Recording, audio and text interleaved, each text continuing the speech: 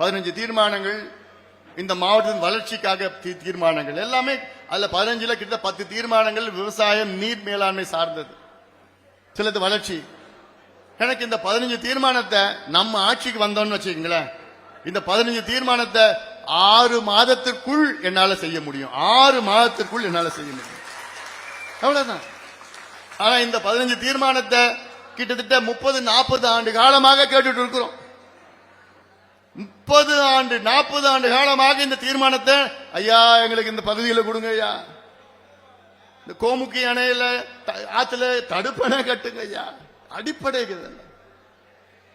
மருத்துவமனையை மேம்படுத்துங்க. இதெல்லாம் சாதாரண வேலை, சாதாரண வேலை. 6 மாதத்துல ஒட்டுமொத்தமா செய்கின்ற வேலைகள். அதனால்தான் சொல்றேன், நாட்டில் உள்ள அனைத்து தரப்பு மக்களும் நீங்கள் எல்லாம் ஒன்று வாருங்கள், ஒன்று சேருங்கள்.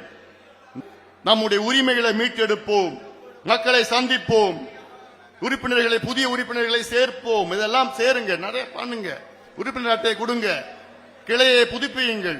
ஒவ்வொரு வாக்குச்சாவடி முகவர்களை புதிதாக நீங்கள் இருக்கிறாங்க, ஆனாலும் அவங்களுக்கு மறுபடியும் சேர்ந்து 10 முகவர்களை எங்களுக்கு கொடுங்க, எங்கிட்ட கொடுங்க. அவங்களுக்கு பயிற்சி எல்லாம் கொடுக்கணும், அவங்களை தயார் செய்ய வேண்டும். இன்னும் 8-10 மாதத்திலே தேர்தல் வருகிறது. அதற்கு நீங்கள் எல்லோரும் தயார் நிலையில் இருங்கள். இருந்து நீங்கள் எல்லாம் களத்திலே இறங்குங்கள். நம்முடைய பலத்தை நிரூபிக்க வேண்டும். அதற்கு நீங்கள் எல்லோரும் ஒற்றுமையாக செயல்பட்டு கொடுங்கோல் திமுக ஆட்சியை அகற்றும் வரை நாம் எல்லோரும் ஒற்றுமையாக போராடுவோம், கடுமையாக நாம் பணியாற்றுவோம், வெல்வோம். நன்றி.